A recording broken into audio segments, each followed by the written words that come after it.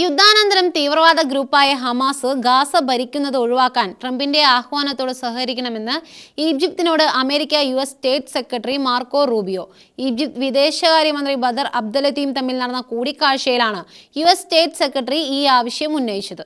ഇസ്രയേലും ഗാസയും തമ്മിലുള്ള യുദ്ധത്തിന് ശേഷം ഗാസ പുനർനിർമ്മിക്കുവാനുള്ള പദ്ധതിയുമായി അമേരിക്കൻ പ്രസിഡന്റ് ഡൊണാൾഡ് ട്രംപ് രംഗത്ത് വന്നിരുന്നു.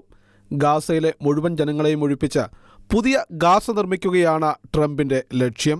ഈ ലക്ഷ്യത്തിന് പിന്നിൽ ഒരു കാരണവുമുണ്ട്.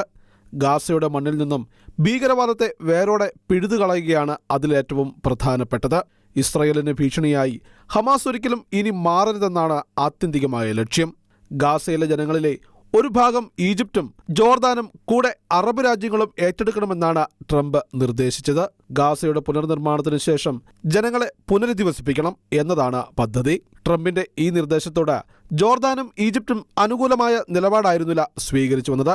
അതിനിടയിലാണ് ഈജിപ്ത് വിദേശകാര്യമന്ത്രിയുമായി US സ്റ്റേറ്റ് സെക്രട്ടറി കൂടിക്കാഴ്ച നടത്തിയിരിക്കുന്നത്. ചർച്ചകളിൽ ഹമാസ് ഇനി ഒരിക്കലും ഗാസ ഭരിക്കാനോ ഇസ്രായേലിന് ഭീഷണിയായി ഉയരാനോ കഴിയില്ലെന്ന് ഉറപ്പാക്കാൻ വേണ്ട ആസൂത്രണം ഉണ്ടാകണമെന്നും അതിനുവേണ്ട ചർച്ചകൾ ഉണ്ടാകേണ്ട പ്രാധാന്യത്തെക്കുറിച്ചും സ്റ്റേറ്റ് സെക്രട്ടറി മാർക്കോ റൂബിയോ വ്യക്തമാക്കി. ജോർദാൻ രാജാവ് അബ്ദുള്ള രണ്ടാമനുമായി ഗാസയുടെ പുനർനിർമ്മാണവുമായി ബന്ധപ്പെട്ട അമേരിക്കൻ പദ്ധതികളെക്കുറിച്ച് റൂബിയോ ടെലിഫോണിൽ സംസാരിച്ചു. International desk Shekinah news.